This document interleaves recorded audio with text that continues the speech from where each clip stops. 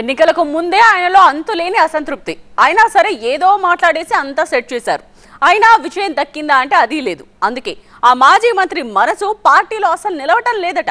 పైకి కూటమి మీద పోరాటం చేస్తూనే లోపల మాత్రం రూలింగ్ పార్టీ వైపు వెళ్లేందుకు రూట్ క్లియర్ చేస్తున్నారట. ఒంగోలులో ఇప్పుడు ఇదే చర్చ జోరుగా జరుగుతోంది. ఊరి పేరు చెప్పగానే ఆయన ఎవరో మీకు అర్థమైందనుకుంటా. రసవత్తరంగా ఒంగోలు రాజకీయం. మాజీ మంత్రి బాలినేని తీరుపై గుసగుసలు. ఓవైపు పోరాటం, మరోవైపు పార్టీ మారే ఆరాటం. శ్రీనివాసులు రెడ్డి జనసేనలోకి వెళ్లడం ఖాయమా? ఒంగోలులోనే కాదు, మొత్తం జిల్లాలో ఇప్పుడు ఇదే హాట్ టాపిక్ గా నడుస్తోంది. ఒంగోలులో ఓటింగ్ తీరుపై అనుమానాలు వ్యక్తం చేస్తూ రీవెరిఫికేషన్ కోసం అప్లై చేసుకున్న మాజీ మంత్రి బాలినేని శ్రీనివాసులు రెడ్డి ఆ ప్రక్రియ కొనసాగుతుండగానే మరో టర్న్ తీసుకున్నారనే చర్చ జోరందుకుంది. ఐవీఎఫ్ ఒక అధునాతన సంతానోత్పత్తి చికిత్స. అనేక దంపతులకు తల్లిదండ్రులు కావాలనే వారి కలను నెరవేర్చుకోవడానికి సహాయపడుతుంది. ఈ రోజే ఓఎస్ఎస్ ఫర్టిలిటీని సందర్శించండి. దీంతో బాలినేని వ్యవహార శైలిపై ఎవరికి వారు రకరకాలుగా మాట్లాడేసుకుంటున్నారు. వైసీపీలో ప్రాధాన్యం తగ్గడంతో ఆయన పార్టీ మారేందుకు నిర్ణయించుకున్నారన్న టాక్ బలంగా వినిపిస్తోంది. ఈ విషయంలో గ్రౌండ్ వర్క్ గట్టిగానే చేసుకుంటున్నారట. వెరీ సూన్ జనసేన అధినేత డిప్యూటీ సీఎం పవన్ కళ్యాణ్ తో బాలినేని భేటీ అవుతారని, ఆ తర్వాత పార్టీ మార్పు విషయాన్ని స్వయంగా ప్రకటిస్తారని సన్నిహితులు చెప్తున్నారట.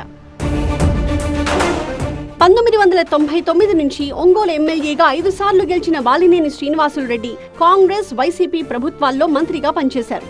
తన కేబినెట్ లో 2 ఏళ్లు మంత్రిగా పనిచేసిన బాలినేనికి సెకండ్ ఫేజ్ లో ఉద్వాసన పలికారు జగన్. దీంతో అప్పటి నుంచే పార్టీ పెద్దలపై బాలినేనికి అసంతృప్తి మొదలైంది. అప్పుడే ఆయన పార్టీ మారతారన్న ప్రచారం కూడా జరిగింది. అయితే అధిష్టానం మంతనాలతో అప్పటికది సమసిపోయింది. మళ్లీ ఒంగోలు నుంచే వైసీపీ టికెట్ పై బరిలో నిలిచిన బాలినేనికి గెలుపు మాత్రం దక్కలేదు. దీంతో ఎన్నికల తర్వాత కూడా తన అసంతృప్తిని కొనసాగిస్తున్నారట బాలినేని. తనకు వైసీపీలో ఇక గౌరవప్రదమైన స్థానం ఉండదని బాలినేని ఒక అభిప్రాయానికి వచ్చేశారట. పవన్ కళ్యాణ్ తో ఉన్న సానుకూల సంబంధాలను దృష్టిలో పెట్టుకుని జనసేనలో చేరడానికి బాలినేని సన్నాహాలు చేసుకుంటున్నారన్న ప్రచారం మొదలైంది. దీన్ని బాలినేని ప్రస్తుతానికి ధృవీకరించకపోయినా ఆయన అనుచరులు మాత్రం మరికొన్ని రోజుల్లో జరగబోయేది అదేనన్న భావనలో బ్రతికిస్తున్నారట. రెడ్డి సామాజిక వర్గంలో మంచి పట్టున్న నేతగా జనసేనలో రాణించవచ్చని అంచనా వేసుకుంటున్నారట బాలినేని. పార్టీ బలోపేతం కోసం జనసేన కూడా సభ్యత్వ నమోదు కార్యక్రమాన్ని జోరుగా సాగిస్తోంది. ఇలాంటి పరిస్థితుల్లో బాలినేనికి ఉమ్మడి ప్రకాశం జిల్లాతో పాటు రాయలసీమలోని కొన్ని జిల్లాల బాధ్యతలు కూడా అప్పగించే అవకాశం ఉందంటున్నారు ఆయన అనుచరులు. పవన్ కళ్యాణ్ కూడా జనసేనలో రెడ్డి సామాజిక వర్గానికి ప్రాధాన్యం కల్పించాలని యోచిస్తున్నట్టుగా తెలుస్తోంది. అందుకే జగన్ కు అన్ని రకాలుగా దగ్గరి వాడైన బాలినేనిని చేర్చుకుంటే పార్టీకి ప్లస్ అవుతుందని పవన్ అంచనా వేస్తున్నట్టు సమాచారం.